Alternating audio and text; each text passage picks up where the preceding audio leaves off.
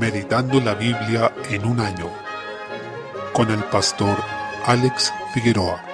Día 26, mes 12, Zacarías, capítulo 9. Desde el versículo 1 el pasaje comienza con el Señor decretando juicio contra Tiro y Sidón y los filisteos, representados en sus ciudades más importantes. Esto también se encuentra en varios otros profetas y a pesar de que tuvo un cumplimiento inmediato sobre esas naciones, también anticipa el juicio final sobre todos los incrédulos y nos muestra claramente la soberanía y el gobierno que el Señor ejerce permanentemente sobre la historia y sobre los pueblos. Esta sección termina en el versículo 8 con una promesa de parte del Señor diciendo que Él será quien proteja a su nación santa para que ya no sea más invadida ni conquistada. Esto tiene su cumplimiento definitivo cuando nos encontremos en la gloria y todos los enemigos del Señor hayan sido vencidos. Desde el versículo 9, la garantía de esto es precisamente lo que se anuncia desde aquí. Allí anticipa el día de la visitación de Jerusalén, cuando el Mesías entró a ella por última vez, es la conocida como entrada triunfal. Es un versículo citado textualmente por Mateo y Juan, los evangelistas que relataron este momento. En su primera venida, Cristo obedeció perfectamente y a la vez pagó el precio de nuestra rebelión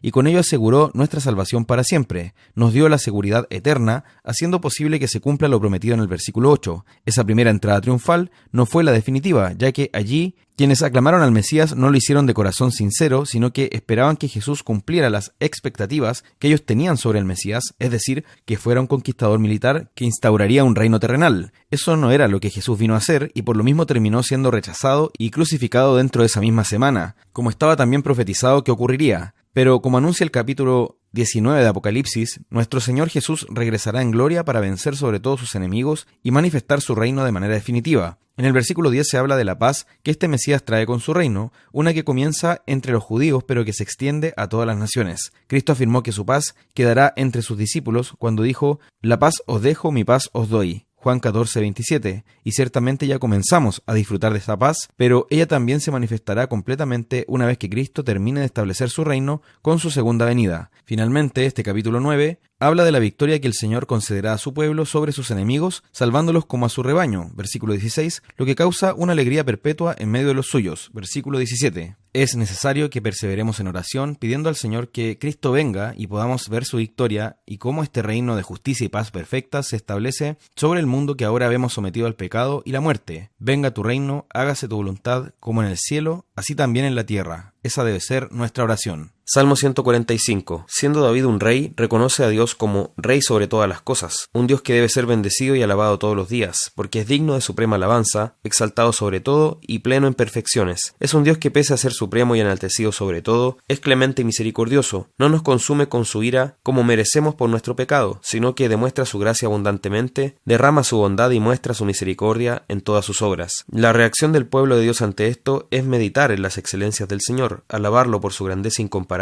y proclamar sus obras ante el mundo, enseñando a las siguientes generaciones quién es Dios y cuáles son sus maravillas en la creación y en favor de su pueblo. Contrario a lo que creen algunos, como vemos en el versículo 13, el reino del Señor no será en un futuro lejano, sino que Él siempre ha gobernado. Tiene un reino eterno que hace notorio en cada generación que ha pisado la tierra. Él siempre ha mantenido a su pueblo y ha cumplido sus promesas. Por eso podemos confiar en que ese reino se manifestará de manera visible y definitiva con la segunda venida de Cristo, como Él ha anunciado. Desde el versículo 14, este Rey bondadoso es quien sostiene la creación, haciendo notoria su benevolencia y misericordia. Aunque no lo reconozcan, todos dependen de Dios, quien es la fuente de todo bien que hay en la tierra y en el cielo. Este Rey supremo es cercano a los que le invocan de todo corazón, oye su clamor, concede sus peticiones y los salva, mientras que los impíos los destruirá con su justa ira. Todas estas excelencias de Dios son las que nos permiten vivir confiados en este mundo que está bajo el pecado y donde nos espantamos ante tanta maldad y destrucción. Su reino de justicia y bien prevalecerá. El versículo 21 nos muestra que esto debe llevarnos a la alabanza. Todo ser viviente debe alabar al Señor de todas las cosas y ese es el mensaje que debemos proclamar. El Señor sea exaltado por medio de Cristo en el Espíritu. Proverbios capítulo 30. Versículo 32. Ante los pensamientos que nos tientan a hacer lo malo, es necesario que conscientemente nos refrenemos. Es preciso hacerlo en ese momento, cuando todavía no hemos pasado a la acción, recordando que el ser tentados no es pecar, sino que el pecado es caer en tentación. Apocalipsis capítulo 17. Este capítulo inicia el sexto ciclo de revelaciones, que se concentrará en los enemigos del Cordero y de sus redimidos, y de cómo son derrotados para siempre por el Señor. Tal como ocurre en los ciclos anteriores, este nuevo grupo de revelaciones comienza entrelazado con el anterior, ya que en el capítulo 16 pudimos ver cómo se relató brevemente la caída de Babilonia, pero ahora el Señor explicará la historia de esta ciudad impía y hablará en detalle de su destrucción final. Para entender bien lo que sigue en este libro, debemos saber que se marcará un contraste entre dos mujeres que son dos ciudades, y que representan a los dos grupos en que está dividida la humanidad. Por un lado, la gran ramera, que es Babilonia, que constituye la nacionalidad espiritual de todos los incrédulos, quienes no reconocieron a Jesús como Señor, Rey y Salvador. Por otro lado está la novia pura de Cristo, que es la Nueva Jerusalén, y que constituye la nacionalidad espiritual de los redimidos, aquellos que rindieron sus vidas a Cristo en arrepentimiento y fe. Desde el versículo 1, se centra en Babilonia, que está sentada sobre muchas aguas, lo que significa que su dominio se extiende sobre las muchedumbres del mundo. Si en la bestia vemos el gobierno violento del mal, en Babilonia vemos la seducción perversa que ese mal ejerce sobre los no creyentes y sus gobernantes, quienes están ebrios de todos los placeres y las inmundicias de este sistema humano corrupto. Babilonia es la suma de todo lo que la humanidad sin Dios ha construido sobre la tierra. Vemos un anticipo de esto en la Torre de Babel, donde los hombres sin Dios se organizaron para construir algo que llegara hasta el cielo, para su propia gloria. En otras palabras, estaban buscando su propio camino a la salvación. El Señor sentenció ese esfuerzo derramando juicio sobre ellos, confundiendo su lenguaje y frustrando sus planes. En Babilonia vemos cómo ese afán perverso de Babel ha llegado a su máximo desarrollo. Desde luego, este sistema humano perverso cuenta con un gobierno impío que refleja este espíritu de rebelión contra Dios y a la vez se levanta como un Dios para usurpar su lugar. Ese gobierno es la bestia. Son las dos caras que el mundo muestra a la iglesia. Por una parte, la seducción que tienta al cristiano a vivir según los deseos de este mundo,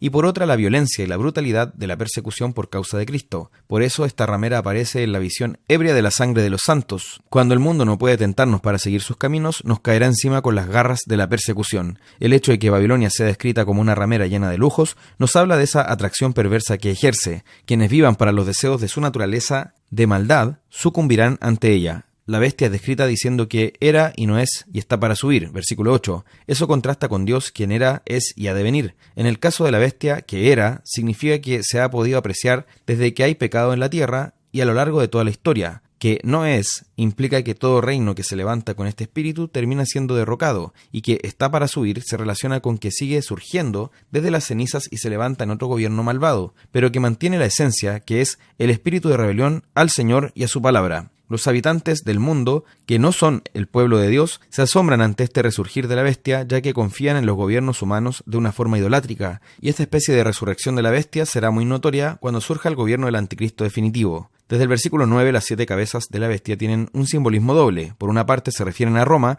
la ciudad de las 7 colinas, lo que nos dice que ese imperio reflejó fielmente el dominio brutal de la bestia y el poder seductor de Babilonia. Pero a la vez, las cabezas representan a 7 reyes, versículo 10, y más propiamente a 7 reinos: Babilonia la antigua, Asiria, Babilonia nueva, Medo-Persia y Grecia. Estos son los 5 que ya habían caído. Roma es el que estaba vigente en ese momento y había otro que estaba por venir. Y por último vendría un octavo, que según se explica sería un resurgimiento de uno de los anteriores. No está claro cómo ocurrirá eso, aunque llama la atención cómo después de la caída de Roma hubo muchos intentos de revivirla, como el Imperio Carolingio, el Sacro Imperio Romano-Germano e incluso los intentos de Hitler y Mussolini en sus respectivos países. Tuvieron en mente la idea de reflotar la gloria pasada del Imperio Romano. Desde el versículo 12, en cuanto a los 10 reyes que corresponden a los 10 cuernos, es complejo atribuirles una identificación histórica, pero por el uso del número podemos inferir que se refiere a todos los reyes de la tierra que constantemente están dispuestos a rendirse ante los grandes imperios por conveniencia propia. Esto porque el número 10 da la idea de algo completo o pleno. Estos reyes son funcionales a las distintas manifestaciones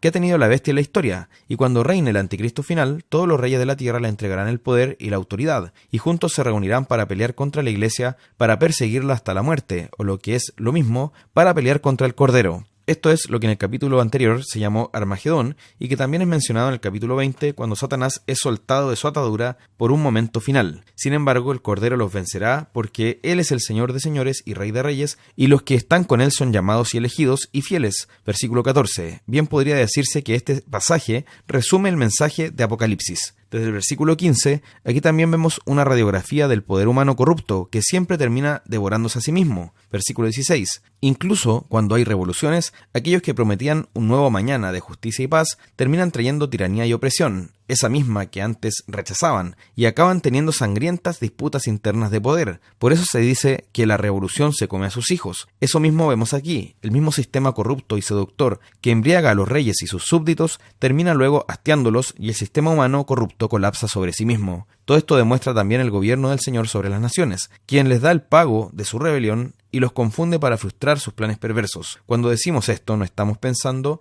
en gobiernos que se declaran abiertamente satánicos y malignos solamente, sino en aquellos que se presentan como promotores de la paz, la justicia y el progreso, pero ofrecen todo esto sin Dios y para su propia vanagloria. Pero el Señor manifestará su reino a su debido tiempo, y durante toda la historia está derramando su juicio sobre estos ecos de la bestia y de la gran ramera. Aunque la visión sea espantosa y en el futuro veremos una versión final y definitiva de este terrible imperio del mal, podemos estar confiados porque el Señor los hará colapsar y vencerá sobre ellos, dando la victoria a su iglesia. Mientras Babilonia será destruida, la nueva Jerusalén se establecerá para siempre con Dios en medio de ella, bendiciendo a su pueblo.